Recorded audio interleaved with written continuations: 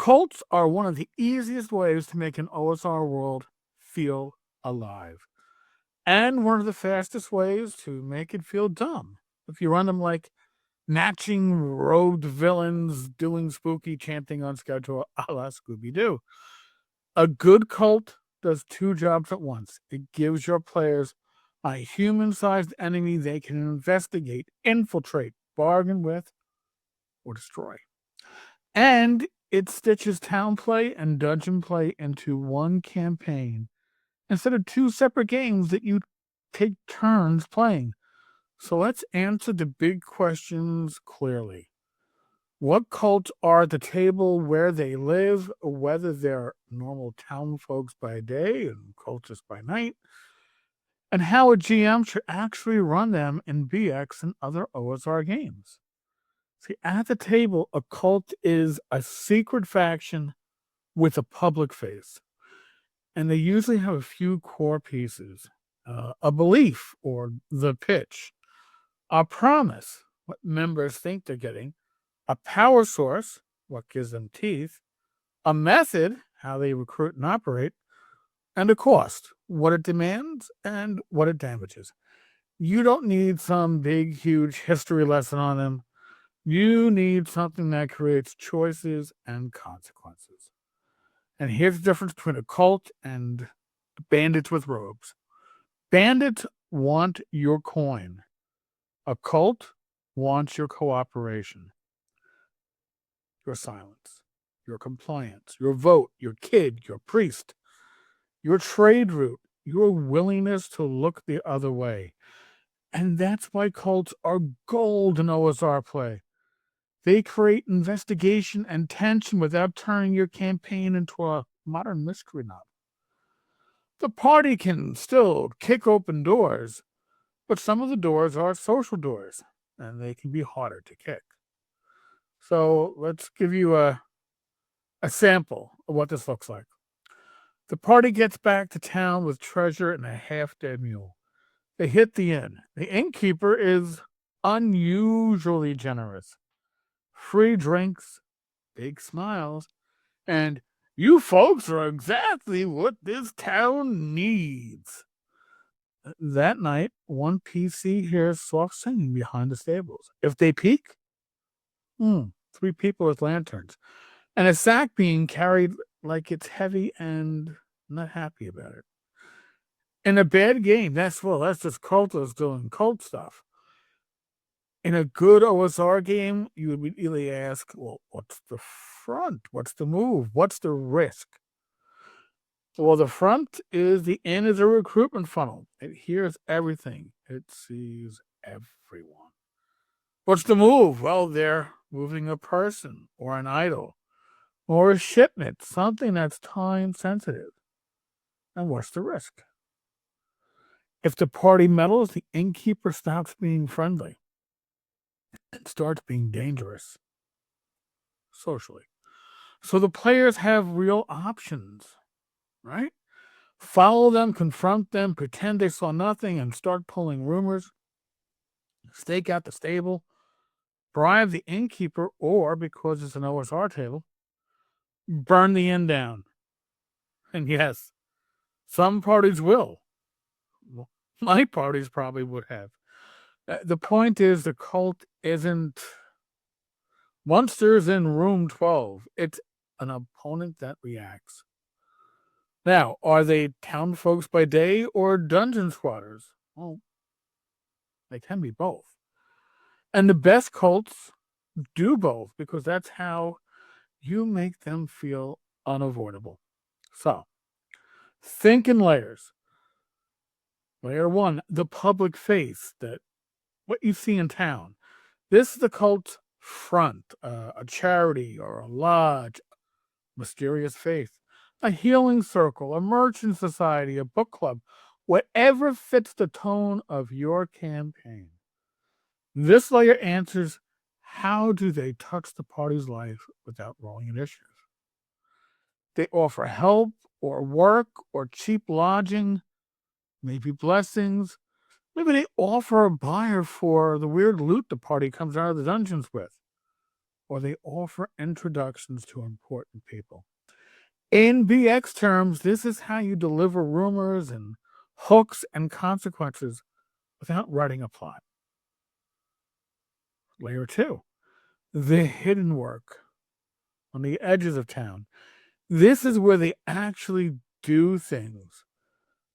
Basements, barns, abandoned shrines, a locked room under the tannery that smells like regret. This layer answers where can the party catch them in the act? A midnight meeting, a secret ledger, a prisoner, a shipment, a ritual site, a rendezvous point that leads to the dungeon. And then yet layer 3, it's a heart, the dungeon, right? This is the cult's engine. The idol, the relic, the gate, the saint, or the bound demon, the worm in the well, the black altar, whatever you're using as the source of power. And this layer answers what happens if they succeed. And it's our play. Outcomes matter more than backstory. So, rule of thumb, if the cult is only in town, it's essentially gossip. If the cult is only in the dungeon, they're pretty much another keyed room. But if they're in both, they are part of the campaign. So, what is a common cult mistake? Well, you make them too obvious, right? If every cultist is a robed maniac hissing in candlelight with that sacrificial dagger in their hand, your players don't feel clever for learning anything. They feel like you put the answer on a billboard and said, here. And once they're obvious, the play collapses into one mode. Okay, cultists. Yeah, we kill them. So here's the fix. Make the cult useful. I'm not saying make them nice. I'm saying make them useful. Give them a thing the town genuinely benefits from. Maybe it's a soup kitchen in a hard winter, or protection from caravans, healing herbs, loans when the local lord is squeezing everyone for their taxes, work for the unemployed, a shrine that cures nightmares for a price. See, now when the party moves against the cult, it's not a clean win. It's a trade. It's a fallout. It's politics. And what's our play? Well, that fallout is future content. Now, there's another fix that works. Okay? Give the cult internal rules. Okay? Maybe they don't kill in public, or they don't recruit children. They don't harm members' families. Or if you want to make it darker, they absolutely do, and that's the harm. But either way, rules shape behavior. Behavior leaves patterns, patterns leave clues, and clues turn into play. So, as a GM, how should you play a cult? Well, you gotta run them like a faction. We've discussed factions on this channel, but with a schedule. You don't need a 30-page dossier. You need a few dials that you can turn. What do they want this week? Not forever, not what's necessarily the long-term plans. What is their need this week? Maybe it's to acquire a relic, silence a witness, recruit a useful person, smuggle something, buy a property, frame a rival. And what can they spend? Cults get scary when they have resources other than hit points. Maybe they've got money or blackmail or friendly positions in town. A legit front business, a few hired bruisers, access to a significant monster or a curse or some kind of trap in the dungeon. What happens if nobody stops them? This is your consequence engine. If the party ignores the cult, what changes in town by next session? Maybe a beloved NPC vanishes or a local temple gets discredited. Prices shift because the cult controls the trade route. The dungeon gets reinforced or patrols increase. Rumors start sounding manic, like they're being fed. When you run the cult like this, you're not forcing a story. You're running pressure that the players can push against or ignore and pay for later. And you can do it in VX with almost no mechanics. Just write 3 bullets and update them between sessions. So, are they normal members of town during the day? Well, sometimes they are. But don't overdo the everyone is secretly in the cult thing, because that can turn your campaign into a session of paranoia. The RPG I'm talking about, but then some. And it gets old fast. Instead, aim for a mix. A few true believers, dangerous and willing to take risks. A lot of opportunists in it for the money, the status, the protection. A few coerced, maybe blackmailed or threatened. And 1 or 2 leaders, those with the real plan. That mix gives your party real choices. Flip an opportunist, rescue somebody who's coerced, follow the money to the leader, or cut the head off and see what grows back. And here's a very OSR trick. Make at least one cultist someone the party doesn't want to kill. Hear me out. A competent town guard, a popular merchant, a harmless, seemingly old lady who runs the orphan soup line. See, now the party has to think, not just swing. If you want cults to land at the table, you can jot this following on an index card before play. I'll add this as a pinned comment, but here's your quick card. Front, what's the public face? Pitch, what do recruits think they're joining? Price, what does membership cost? Secret, what are they really doing? The dungeon link, what in the dungeon empowers them? What's their tell? One repeatable clue. It could be a symbol, a phrase, smell, schedule, matching ring, donation box. What's this week's move? One concrete action that they're taking right now.